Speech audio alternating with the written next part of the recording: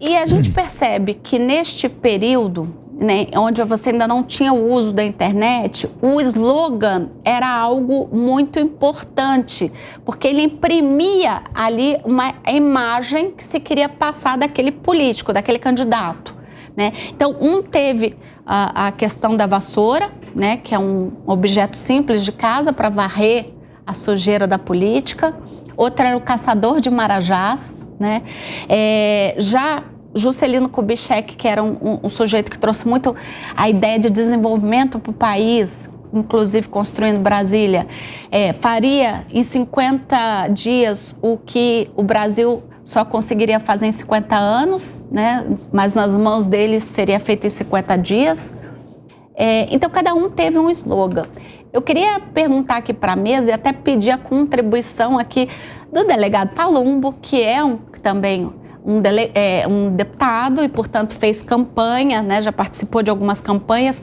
O slogan ainda continua sendo importante para você atrelar a imagem do candidato a uma pessoa forte, a uma pessoa que consegue, de fato, resolver os problemas do país, ou da cidade, ou do estado, ou isso é meramente marketing, isso no final não influencia o eleitor? Eu acredito que sim, que influencia, sim. Eu tive na campanha de vereador 5 segundos para poder expor as minhas ideias. E aí fica difícil você fazer alguma coisa em 5 segundos. Então, nós bolamos, né? Quem não gosta de corrupto e vagabundo, vota delegado Palumbo. É o que eu podia falar, era o que me dava tempo. Como é que é? Você falou tão rápido que nem eu. Pois é, eu costumo de falar. Treinou para falar em 5 segundos. Quem não gosta de corrupto e vagabundo, vota delegado Palumbo. Era o que eu podia falar em 5 segundos, foram o que me deram durante a campanha de vereador, né? Para deputado eu pensei que ia aumentar um pouquinho, porque já tinha sido testado nas urnas, muito pelo contrário, tive o mesmo tempo, paciência, faz parte do jogo eleitoral. Mas eu me lembro lá na minha infância em Ribeirão Preto, os carros de som e os candidatos caricatos. Tinha um candidato que ele saía toda eleição, ele se colocava como Negrão Azevedo, ele tinha uma borracharia ali na Meira Júnior. Quem é de Ribeirão Preto vai lembrar disso, ele saía com um avião sem asa. Ele construiu um avião. Naquela época você podia construir um carro e ir andando que não acontecia absolutamente nada. E isso marcou a minha infância, né? Esses jingles, como você falou, também não é da minha época, varre, vassourinha, mas acaba marcando, né? E principalmente aqueles candidatos que não tem muito tempo. Meu nome é Enéas, quem é que não lembra disso? Sim. Isso marcou o Brasil inteiro. Ele já acho que tinha 2 segundos para falar, o que ele podia falar era aquilo lá. Então eu acredito muito nisso e hoje tem a evolução, né? Estava falando antes de começar o programa, aqui com os colegas, que as redes sociais me ajudaram muito, muito mesmo, principalmente numa campanha humilde, sem dinheiro, sem muitos recursos, onde alguns candidatos milionários gastavam aí contratando 2.000 pessoas, eu não tinha dinheiro. Então me restava aqui as redes sociais, né, e criar os meus vídeos por conta própria, e criava e lançava e tentava patrocinar para atingir. E deu certo. Porque São Paulo tem mais de 600 municípios, 644, né, contando com São Paulo, 45, mas eu tive votos, e só não tive votos em 10. Como é que eu consegui atingir esse público? Através das redes sociais, que me ajudaram bastante. Então, eu acredito muito nessa evolução, acredito muito no jingle, nas musiquinhas também eu acredito bastante, que vai marcando a população, né? Marca. Tem umas que pegam tanto que eles não param de cantar e acabam influenciando na hora de votar.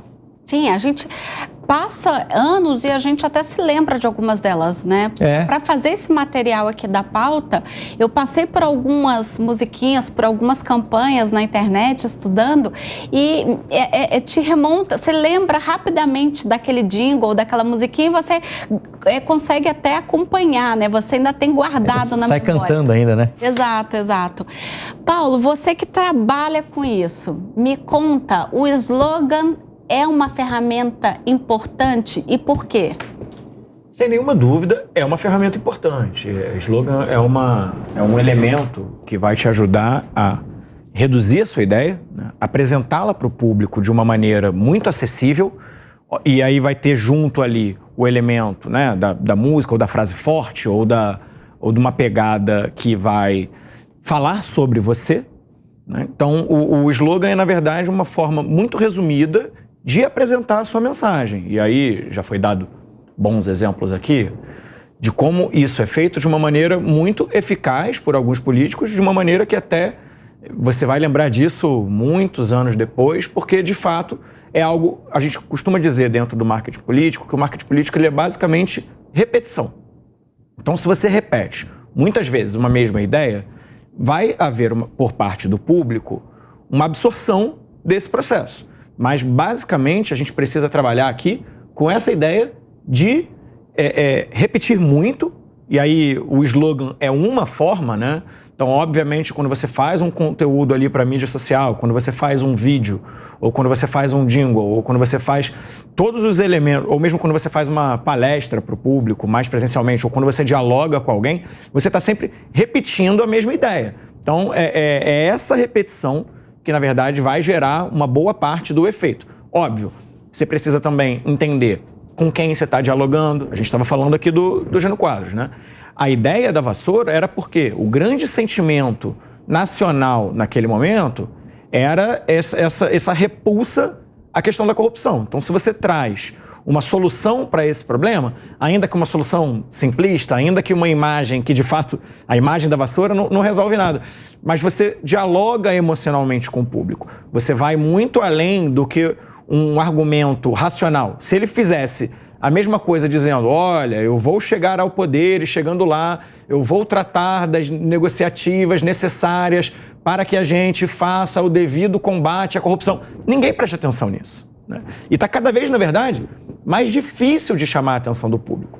Muitos autores hoje dizem que a gente vive no que eles chamam de sociedade do espetáculo, que aí você pega vários parlamentares hoje em dia, cuja produção legislativa, política, na verdade, é muito ruim, mas que estão sempre aí espetacularizando a sua própria atividade política. Por quê? Porque a gente mudou, e eu acho que a gente vai conversar um pouco mais sobre isso para frente, mudou muito a dinâmica, a forma de se fazer campanha. Que até então a gente tinha uma comunicação mais de massa, né? Então você tinha a TV muito forte, você tinha o rádio muito forte, e a gente está vivendo uma revolução na comunicação que, para mim, é comparável à invenção da televisão, à invenção da prensa, à invenção do rádio. Por quê? Porque hoje todo mundo é capaz de produzir o seu próprio conteúdo. Isso muda completamente a dinâmica de comunicação. A gente sai de uma dinâmica de comunicação de massa para uma dinâmica mais hiperconectada. Sim. E isso muda completamente o jogo.